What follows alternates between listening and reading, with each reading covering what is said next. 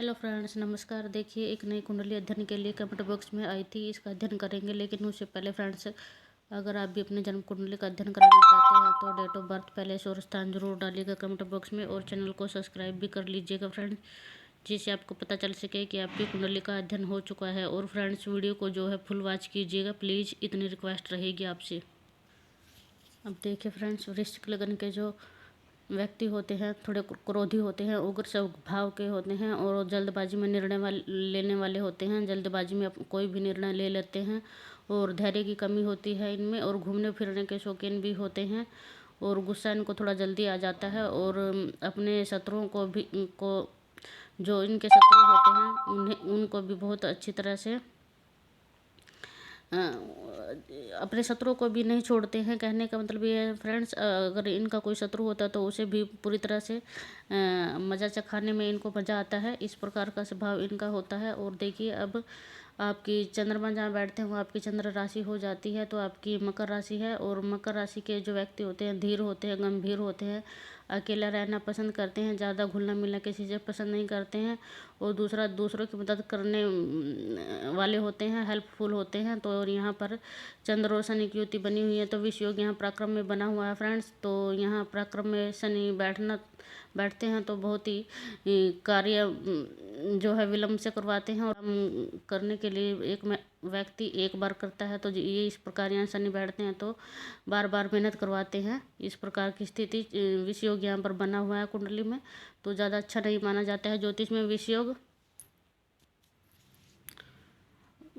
मन पर जो है उदासीनता, मन जो है उदासीन रहता है चंद्र शनि की युति से। और दूसरा, बहुत ही डिप्रेशन का शिकार व्यक्ति हो जाता है। मानसिकता जो है इनकी मन जो है इनका बिल्कुल अशांत रहता है फ्रेंड्स।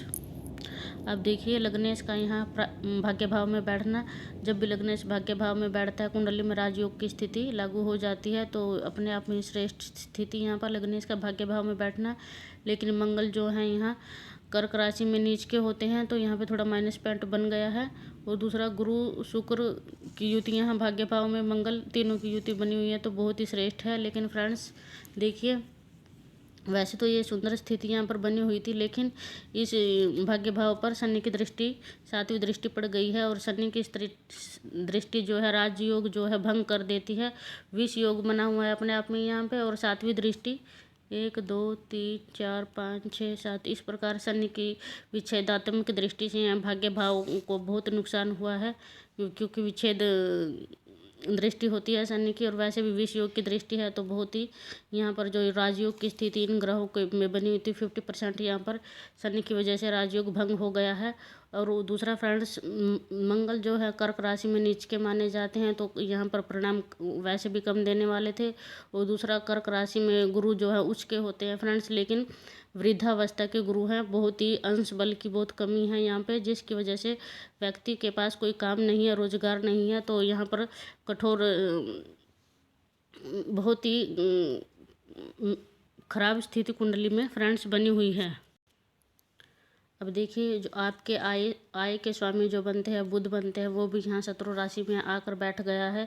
यहाँ से रोग रिपो ऋण और शत्रुओं का विचार किया जाता है। मेष राशि में बैठे हुए हैं बुध, तो इस प्रकार से आय भाव का स्वामी जब भी यहाँ शत्रु ऋण भाव में बैठता है, तो आप ऋण लेकर कोई भी काम शुरू कर सकते हैं। ऋण से आपको कोई नुकसान नहीं होगा, और आप ऋण कभी भी किसी को मत दीजिएगा। और इस प्रकार से अगर आप ऋण लेकर कोई भी काम या व्यापार शुरू कर सकते हैं, तो ऋण लेना आपके लिए फ़ायदे में रहेगा। और दूसरा, आप देखिए फ्रेंड्स, राहु केतु का संबंध जब भी अष्टम से बनता है तो अचानक धन लाभ देने की स्थिति बनाता है। लेकिन यहाँ पर देखिए, केतु भी जो है नीच राशि में बैठे हुए हैं, तो यहाँ पे भी माइनस पॉइंट हो गया।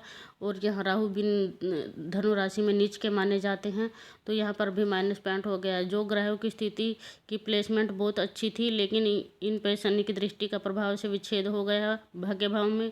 और दूसरा देखिए, यहाँ पर भी नीच राशि में ज़्यादातर ग्रह आ गए हैं फ्रेंड्स, जिससे जब नीच राशि में ग्रह आते हैं तो अच्छा परिणाम नहीं देते हैं।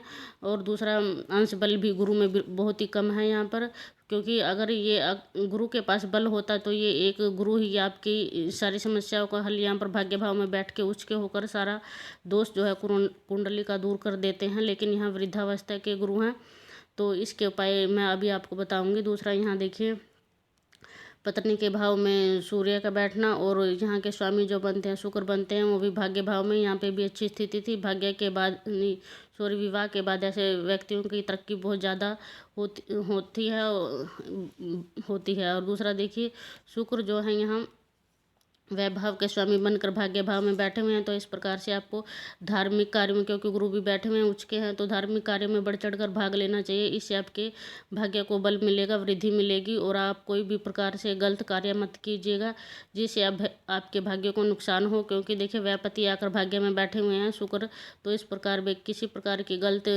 खाने पीने की चीज़, क्योंकि राहु का संबंध बना हुआ है फ्रेंड्स।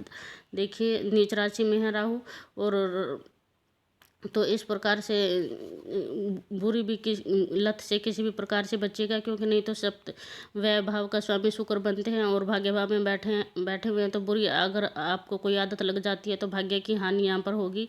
और आपका धन भी जो है गलत वस्तुओं पर खर्च होने की संभावना यहाँ पर बढ़ जाएगी फ्रेंड्स।